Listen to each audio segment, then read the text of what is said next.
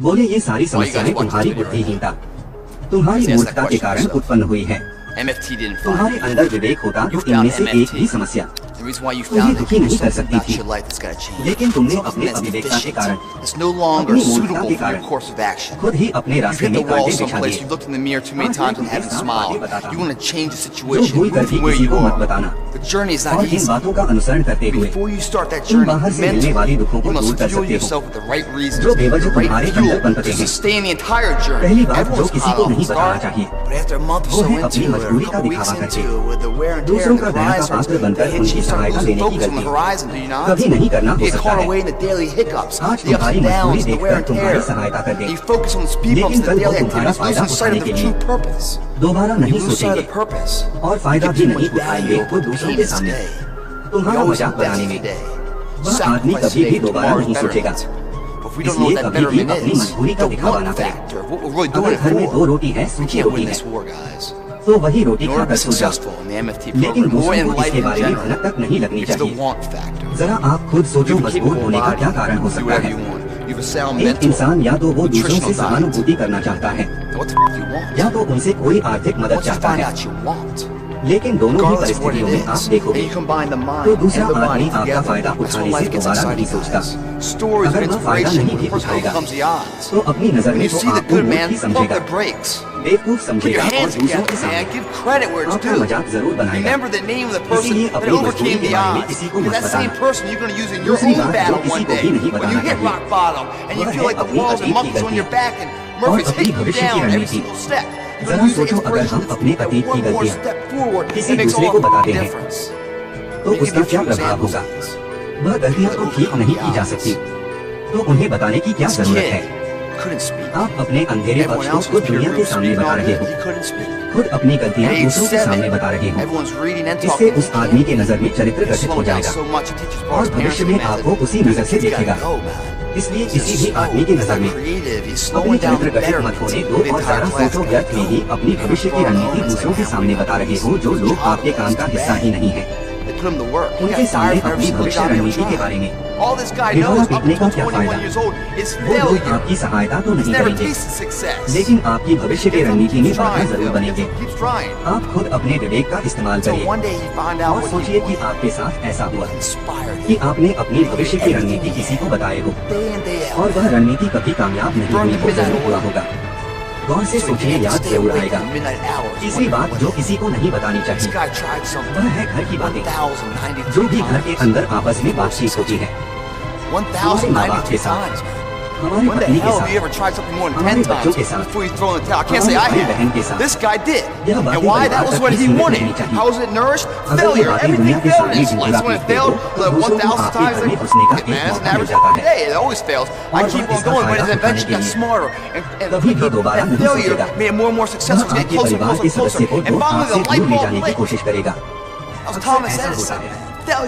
हम समाज में देखते हैं कि अपने घर के झगड़े को कम करने के लिए अपने पड़ोसी को और दूसरे रिश्तेदारों को बता देते हैं, लेकिन इससे आपको सहायता कभी नहीं मिली होगी बल्कि आपके घर की लड़ाई झगड़ा और बढ़ गया होगा। चौथी बात जो कि कभी नहीं बताना चाहिए वह है अपनी आमदनी न बताने के पीछे क्या जरूरी हो सकता है। जरा सोचिए कि आप अपनी आमदनी अपने दोस्तों को बता देते हैं तो जब आपके दोस्तों को जरूरत पड़ेगी तो वो सिर्फ आपको ही याद करेंगे क्योंकि उनको पता है कि आपकी आमदनी ज्यादा अच्छी है तो आप ही उनकी मदद कर सकते हैं और इसलिए ज्यादातर लोग आपसे सहायता मांगेंगे और जब आप उनकी सहायता नहीं करेंगे तो वह सोचेंगे कि इस आदमी के पास पैसा है, मेरी सहायता कर सकता है, लेकिन मेरी सहायता नहीं कर रहा है। इसीलिए अपनी आमदनी दोस्तों के बीच झगड़ा का एक कारण बन सकता है और कम आमदनी होगी तो लोग आपकी मजाक उड़ाएंगे और ज्यादा आमदनी होगी तो लोग आपसे सहायता मांगेंगे। इसलिए अपनी आमदनी बतानी नहीं चाहिए। पांचवी बात अपनी कमजोरी और अपनी ताकत। अक्सर इंसान को पता नहीं होता कि उसकी कमजोरी और उसकी ताकत क्या है, लेकिन आपको अपनी कमजोरी और अपनी ताकत पता है तो पहली बात तो आप बहुत बुद्धिमान आदमी हैं और दूसरी बात ये बात किसी से साझा नहीं करनी है क्योंकि आपकी कमजोरी दूसरे को पता चल गई तो वह आपकी कमजोरी का फायदा उठाएगा और आपकी ताकत के बारे में पता चल गई तो वही ताकत आपकी कमजोरी बन जाएगी, क्योंकि वो ताकत दूसरे आदमी को पता है और वो ताकत में कमजोरी भी ढूंढ ही लेगा। छठी बात जो किसी को भी नहीं बताना चाहिए, अपने मित्र और शत्रु अगर आप अपने मित्रों के बारे में दूसरे लोगों को बताएंगे तो वह आपके मित्र के साथ घनिष्ठता बनाकर आपको धोखा दिला सकता है, आपके गहरे मित्र को आपसे दूर रखने का प्रयास कर सकता है। अक्सर आम आदमी ऐसा नहीं करते, लेकिन आपके दुश्मन ऐसा करते हैं। और दूसरी तरफ आपके शत्रु का भी किसी को पता नहीं होना चाहिए, क्योंकि आज जो आपका मित्र है अगर वह कल आपका दुश्मन हो गया तो वह आपके दुश्मन के साथ मिलकर आपको हरा सकता है, आपको धोखा दे सकता है। इसलिए अपने सबसे अच्छे दोस्त को भी अपने दुश्मन के बारे में मत बताइए। सातवीं और आखिरी दान करना, आप जो दान करते हैं तो दान के बारे में भी किसी को नहीं बताना चाहिए, नहीं तो दान करना व्यर्थ हो जाएगा। जब आप अपने दान का ढिंढोरा पीटते हो तब आप ये जताना चाहते हो कि मैं कितना बड़ा दानी पुरुष हूँ, और ये आपके अंदर एक अहंकार उत्पन्न करेगा। इसलिए दान गुप्त रूप से ही किया जाना अच्छा होता है और उतना ही फलदायक होता है।